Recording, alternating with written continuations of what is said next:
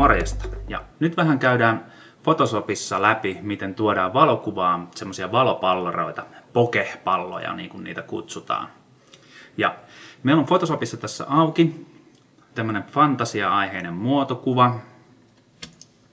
Tämä on kuvattu värikalvoilla, eli täältä päävalo on ollut tämmöinen pikkasen punertava violetti, tai ei pikkasenkaan, vaan aika punertava. Ja sitten täällä taustalla on tämmöinen sininen, hyvin voimakas valo tulee tuolta takaa. Nämä on kaikki hoidettu värikalvoilla ja tuodaan vähän lisää tähän tämmöistä fantasiatunnelmaa.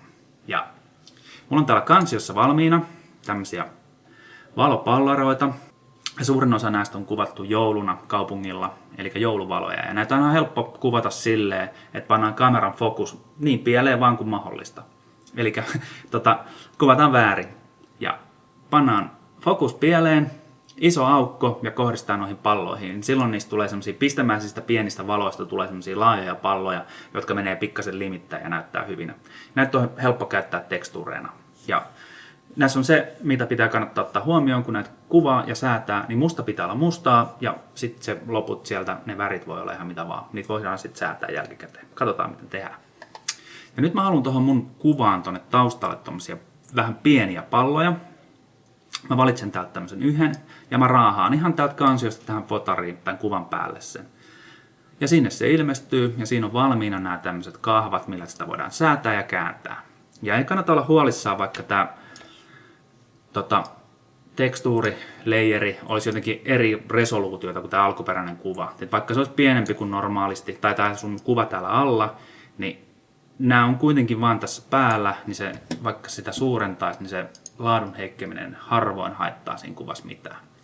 Ja kun mä oon säätänyt sen koon, mä painan enteriä tai tuolta ylhäältä sitä hyväksyn-merkkiä, niin sitten se muuttaa sen koon sellaiseksi kuin haluttiin. Ja kun me oltiin tuotu tuolta kansiosta raahattu se tähän kuvan päälle, niin nyt se on tällä hetkellä semmoinen Smart Object. Tässä näkyy täällä layerin reunassa tämmöinen pieni kuvake.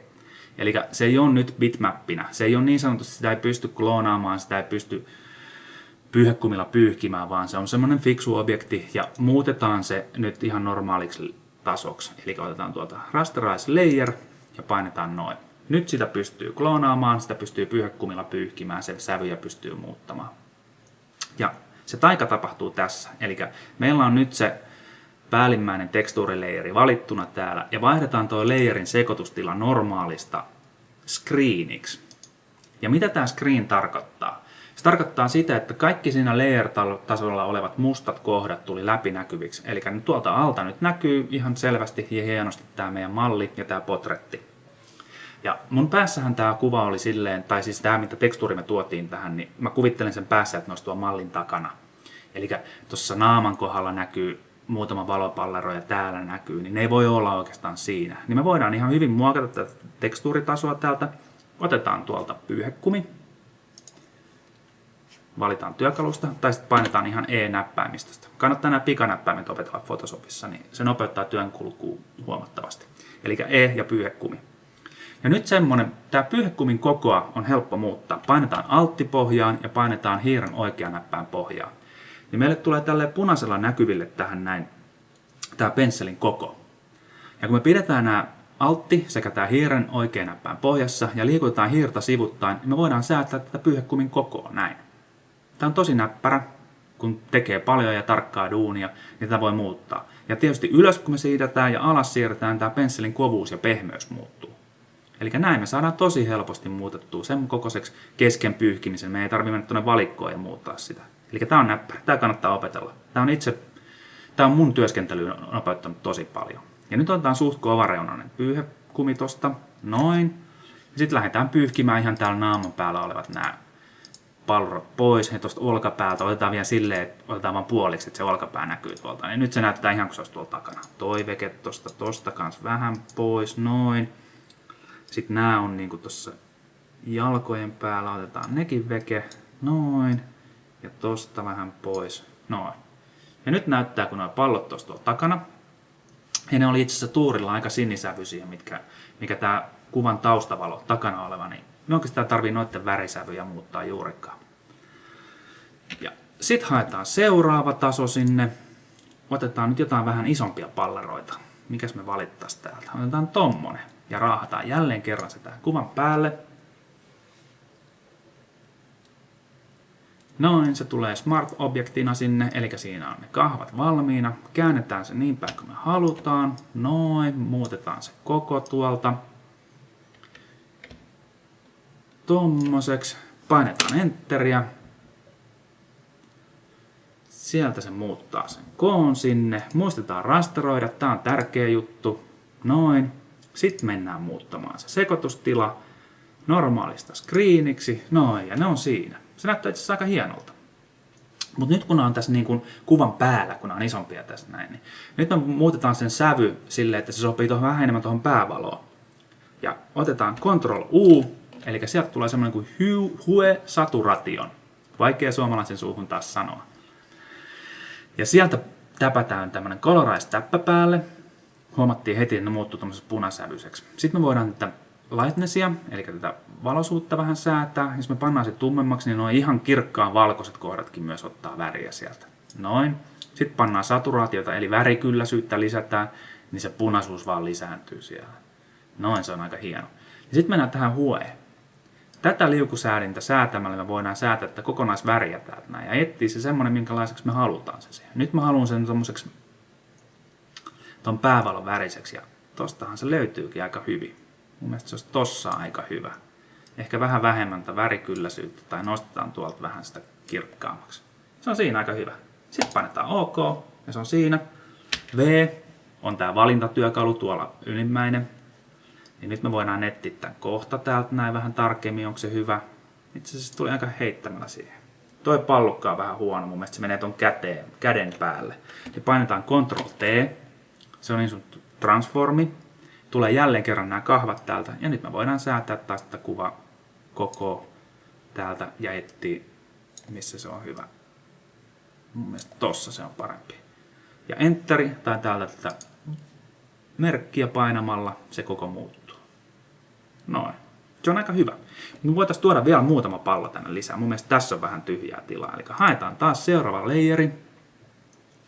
Etsitään joku semmonen, missä on vähän vähemmän. Tossa on aika hyvä.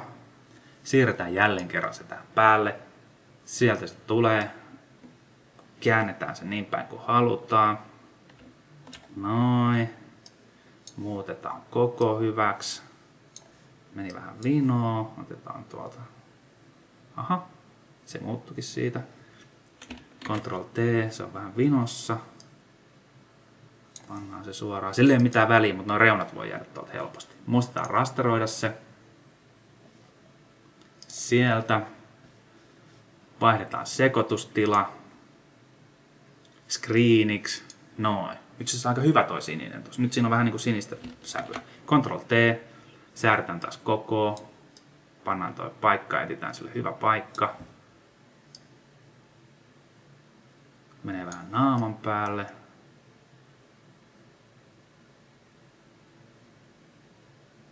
Olisiko se tossa? Toi on aika hyvä. Valitaan se. Ja nyt kun mä katson, niin tää pallo on mun mielestä vähän huonosti täältä näin. Niin me katsotaan, että meillä on se taso valittuna, missä on se huonossa paikassa oleva pallo. Valitaan S. Työkaluista voidaan ottaa tuolta myös. S:llä se valitsee myös. Tämä on niin sanottu stamp-työkalu. Eli kloonaustyökalu. Leimasin. Ja etsitään semmoinen kohta, missä on tyhjää. Tai itse asiassa siirretään tämä pallo eka johonkin parempaan paikkaan, mihin me halutaan. Pannaan altti pohjaan ja hiiren vasempaa näppäintä. Valitaan tämä kohta, että tästä otetaan sample. Eli tästä otetaan nyt malli. Ja katsotaan, että tämän leimasin työkalun nämä asetukset on silleen, että tuolla lukee current layer. Eli silloin se vaan kloonaa tätä tasoa, mikä on valittu. Sieltä voidaan valita kaikki tasot tai yksi alempi mukaan siihen. Niin. Mutta otetaan nyt tämä yksi taso täältä. Tosta altti, tosta kohtaa otetaan malli. Ja mä haluan ton pallon vaikka tähän.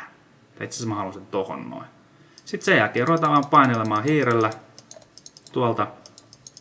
Niin sinne se ilmestyy. Sitten me halutaan tämä pallukka veke täältä. Niin etsitään semmonen kohta, missä ei ole yhtään pallukkaa. otetaan siitä se malli, eli altti ja hiiren vasen näppäin. Tuosta otetaan mallinnus, pienennetään vähän tämän pyyhekumin kokoa ja sitten lähdetään tuohon tyhjää kohtaa laittamaan tähän päälle. Niin me saadaan vekettää pallukka. Noin. Se on aika hyvä. Nyt mä en ole ihan varma, että onko tämä värisävy oikein tässä layerissa. Pannaan taas se Ctrl-U sieltä ja lähdetään etsimään tuohon vähän parempaa värisävyä. Otetaan vähän tommonen sinertävän punainen. Eli ei ihan sama sävy kuin tossa. Me painetaan OK. Etsitään sille vielä joku paikka tosta. Noin. Ja nyt täällä on vähän tyhjää. Meillä on tää päällimmäinen layeri. Me voidaan tehdä semmonen homma, että me otetaan tää layeri täältä ja viedään tonne uuden layerin kohdalle. Noin. Nyt se tuplaa tän. Eli meillä on nyt 2 samanlaista layeria, mitä meillä on täällä. Painetaan Ctrl-T. Tulee tää valintaruutu. Painetaan hiiren oikeata näppäintä. Sitten täältä tulee näitä, voidaan pyöritellä tätä miten halutaan. Tässä on flip horisontaali, eli käännä vaakatasossa. Flip vertical, käännä se pystytasossa.